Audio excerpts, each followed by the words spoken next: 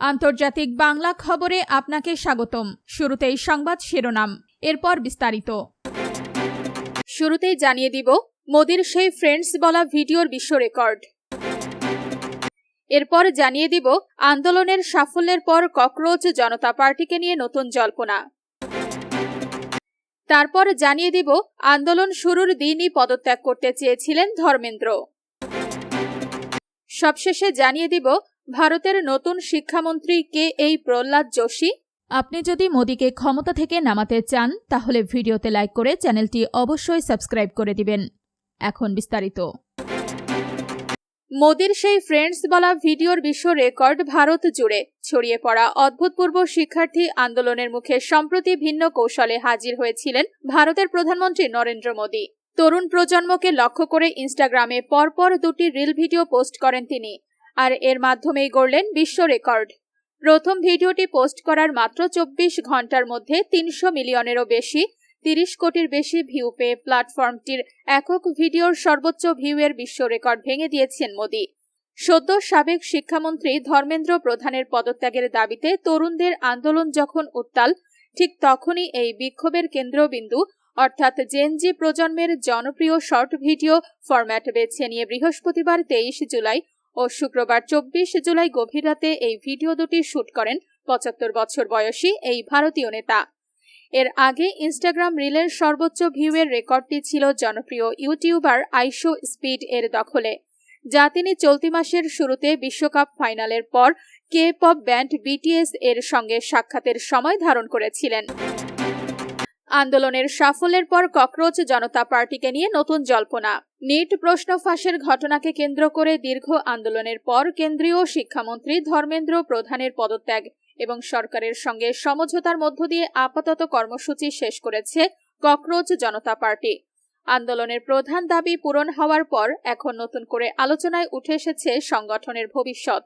আন্দোলনের নেতৃত্বে থাকা অভিজিৎ দীপকে, আশুতোষ রানকা ও সৌরভ দাস কি এবার প্রত্যক্ষ রাজনীতিতে যোগ দেবেন নাকি সামাজিক আন্দোলনকেই আরও বিস্তৃত করবেন, তা নিয়ে দেশজুড়ে জল্পনা শুরু হয়েছে। ধর্মেন্দ্র প্রধানের পদত্যাগের দিনই এক বেসরকারি সংবাদ মাধ্যমকে দেওয়া সাক্ষাৎকারে ককরোচ জনতা পার্টির অন্যতম নেতা আশুতোষ রানকা ভবিষ্যৎ পরিকল্পনা নিয়ে কথা বলেন। তিনি জানান, গত কয়েক মাস ধরে তিনি প্রায় বাড়ির বাইরে ছিলেন। আন্দোলনের কারণে পরিবারকে সময় দেওয়ারও সুযোগ হয়নি, তাই আপাতত বাড়ি ফিরে বিশ্রাম নেওয়া এবং পরিবারের সঙ্গে কিছুটা সময় কাটানোই তার প্রথম অগ্রাধিকার। এরপর গত 2 মাসের ঘটনা প্রবাহ পর্যালোচনা করে ভবিষ্যৎ নিয়ে সিদ্ধান্ত নেওয়া হবে। রাজনীতিতে যোগ দেওয়ার সম্ভাবনা নিয়ে প্রশ্ন করা হলে রানকা সরাসরি না বলেননি। তার ভাষায়, ভারতে কোনো সম্ভাবনাকেই আগে থেকে পুরোপুরি অস্বীকার করা উচিত নয়।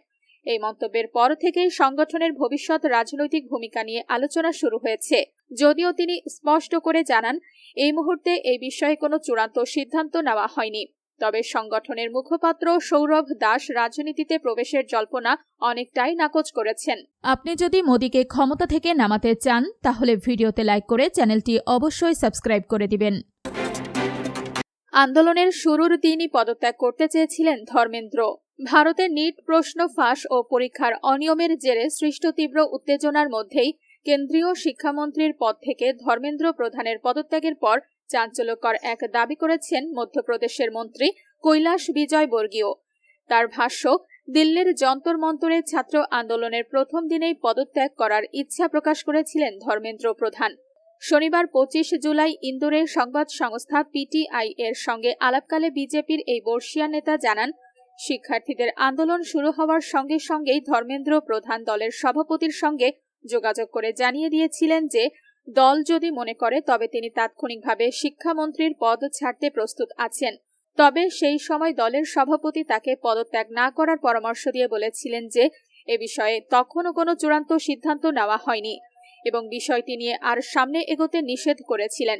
পরবর্তীতে যখন পরিস্থিতি ও দলের নীতি নির্ধারকরা পদত্যাগের প্রয়োজন অনুভব করেন তখনই তিনি স্বেচ্ছায় পদ থেকে সরে দাঁড়ান।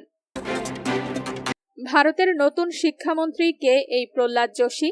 শিক্ষামন্ত্রী হিসেবে ধর্মেন্দ্র প্রধানের পদত্যাগপত্র রাষ্ট্রপতি দ্রৌপদী মুর্মু কর্তৃক গৃহীত হওয়ার পর ভারতীয় জনতা পার্টি বিজেপির জ্যেষ্ঠ নেতা ও কেন্দ্রীয় মন্ত্রী প্রহ্লাদ যোশীকে শিক্ষা মন্ত্রণালয়ের অতিরিক্ত দায়িত্ব দেওয়া হয়েছে।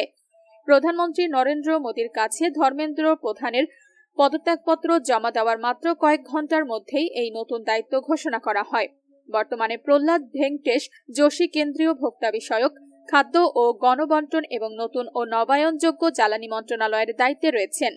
এর পাশাপাশি এখন থেকে তিনি শিক্ষা মন্ত্রণালয়ের তদারকিও করবেন।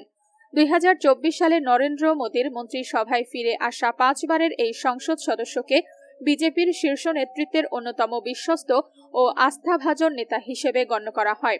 1962 সালের নভেম্বরে উত্তর কর্ণাটকের একটি ব্রাহ্মণ পরিবারে জন্মগ্রহণকারী যোশী অল্প বয়সে রাষ্ট্রীয় স্বয়ংসেবক সংঘের RSS সাথে যুক্ত হন। 1996 সালে কর্ণাটক বিধানসভায় নির্বাচিত হওয়ার মাধ্যমে তার রাজনৈতিক জীবন শুরু হয়।